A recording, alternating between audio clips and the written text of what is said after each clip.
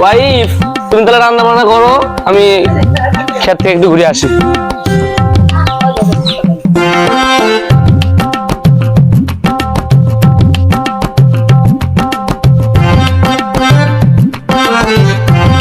High রে, জমির কি অবস্থা!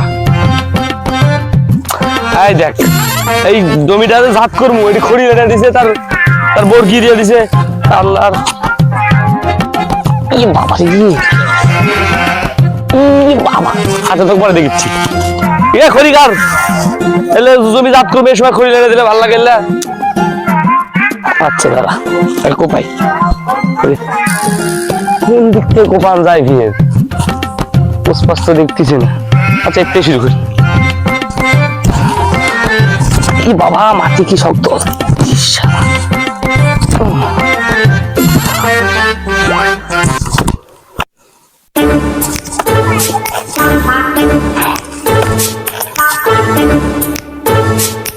কি রে চক চক করে, কি জিনিস এটা? ভালোই তো লাগছে, চক চক করে। আবার হাত দিলে কিছু হবে নাকি? দেখি তুলি।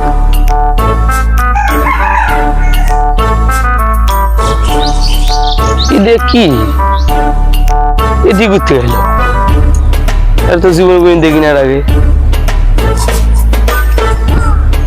ও আলো লাগে মানে উপর থেকে পড়ছে, দামি কোনো জিনিস ভাই।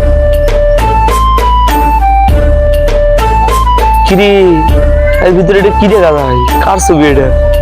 দেখে তো চিনা চিনা লাগে না, আমার দাদার ছবি রে। হাই রে, এতদিন পর আমার দাদাকে দেখলাম। দাদা মানে খুব মহব্বত করে আমাকে, এই জন্য উপর থেকে এই জিনিসটা পাঠাচ্ছে। তাহলে এটা ভালো করে যত্ন করে ছেড়ে লাগবে, ভালো জিনিস। তাহলে এত দামি জিনিস, এত সুন্দর জিনিস একটা দাদা পাঠাচ্ছে, তাহলে এই জিনিসটা যত্ন করতে হয়, কাম করবো না। যাই কাকু দেখান যাবে না, এটা একজন লুকে এক জায়গায় থাকবে। লোককে আমি এক সময় দেখবো, সবসময় আমি দেখবো, যাইলে হেজগার কাম কাজ করবো না। যাই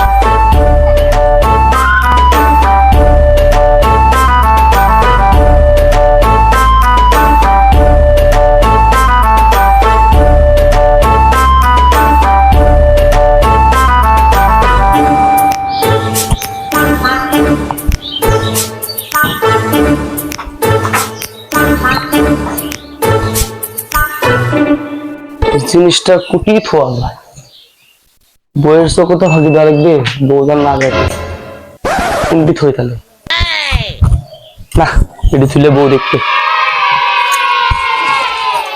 না, এটি থোয়া যাবে না, এটি তুলে বউ দেখতে বসবে। কুটি থোয়া যায় জিনিসটা। বউ আসছে নাকি? বউ দেখলে মুশকিল। কুটি থই জিনিসটা না, একটু থাকবে না, আমার বালিশের নিচে থাকে।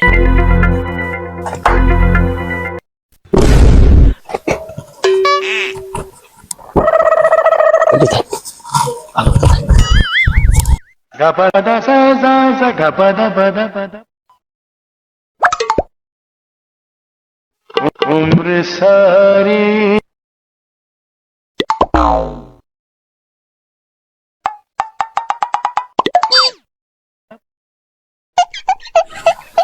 গরু খের না, ঘাসই দেই। গরুর দুধ কম হচ্ছে, ঘাস দিলে তার দুধ বেশি হবে না।